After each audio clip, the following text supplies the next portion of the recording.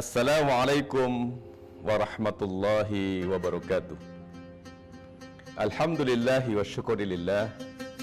Wassalatu wassalamu ala rasulillah Muhammad ibn Abdullah wa ala alihi wa sahbihi wa mawalah wa la hawla wa la quwata illa billah. Pemirsa yang budiman dimanapun berada, mudah-mudahan Allah SWT senantiasa memberikan anugerah kenikmatan yang banyak dan ridhonya kepada kita semua, termasuk di dalam kita menjalankan hari-hari kita ini, ibadah-ibadah kita dan perbuatan-perbuatan kita. Ramadan adalah bulan yang istimewa, dan salah satu keistimewaannya adalah Allah memilihnya sebagai waktu diturunkannya Al-Quran. Allah berfirman, Syahrul Ramadan alladzi unzila fihi Al-Quran hudan lin-nasi wa bayyinatin minal huda wal furqan. Bulan Ramadan adalah bulan diturunkan Al-Quran sebagai petunjuk bagi manusia dan penjelasan-penjelasan atas petunjuk itu dan pembeda antara hak dan yang batil. Sungguh luar biasa kalau Allah SWT memilih Ramadan sebagai waktu diturunnya Al-Quran. Ada hubungan yang sangat dekat antara Ramadan dan Al-Quran, yang keduanya dipertemukan dengan kemuliaan. Ramadan adalah bulan yang mulia, dan Al-Quran adalah kitab Allah yang begitu mulia.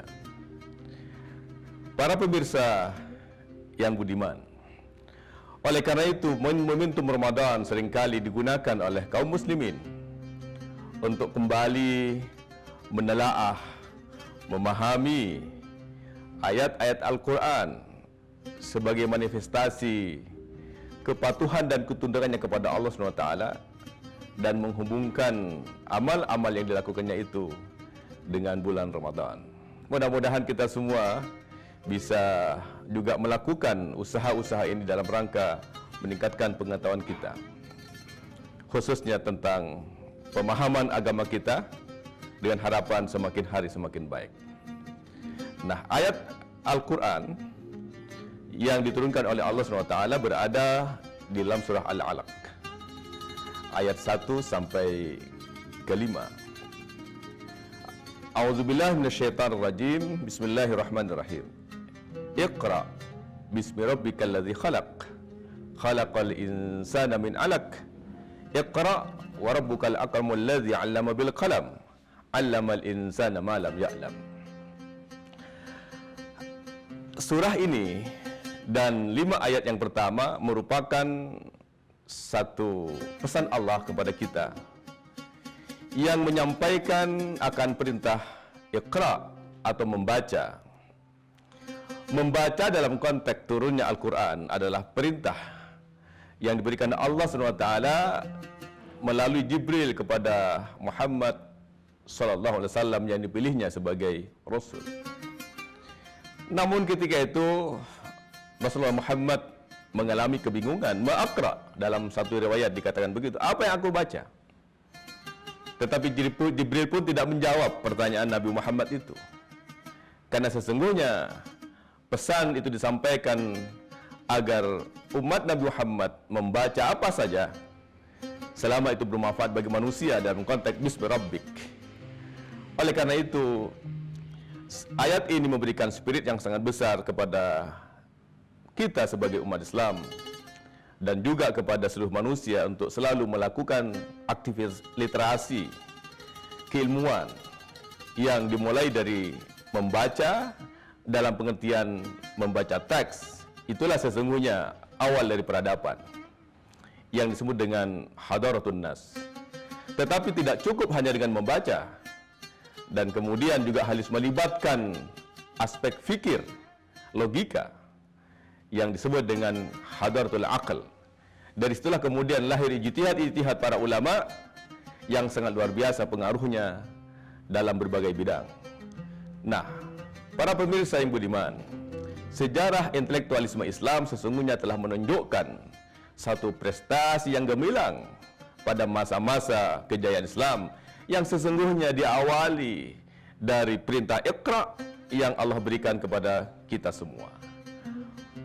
Pada masa Nabi misalnya, Nabi telah membangun sebuah lembaga atau institusi pendidikan pertama, kelompok Darul Arqam, untuk mengajarkan kepada sahabat-sahabat bagaimana isi Al-Quran. Begitu juga ketika Nabi dan sahabat pindah ke Madinah, di sana lebih ditekankan kembali untuk membudayakan membaca dan belajar akan isi Al-Quran.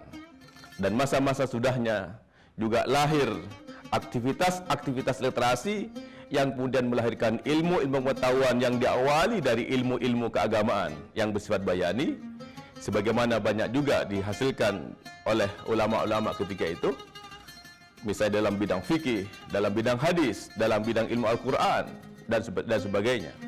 Dan pada masa Abbasiyah, budaya literasi ini mencapai puncaknya dengan dihasilkannya ilmu pengetahuan yang berbagai bidang dan dalam berbagai disiplin, baik itu menyangkut ilmu-ilmu diniyah dan ilmu-ilmu yang bersifat kealaman. Lahir ilmu kedokteran dengan tokoh Ibnu Sina misalnya. Lahir ilmu-ilmu di bidang politik, di antaranya adalah Al-Farabi. Al-Farabi adalah seorang ulama yang memiliki multidisiplin, dan begitu juga ulama-ulama yang lain yang telah melahirkan berbagai macam bidang ilmu pengetahuan, termasuk Al-Khawarizmi yang melahirkan ilmu matematika.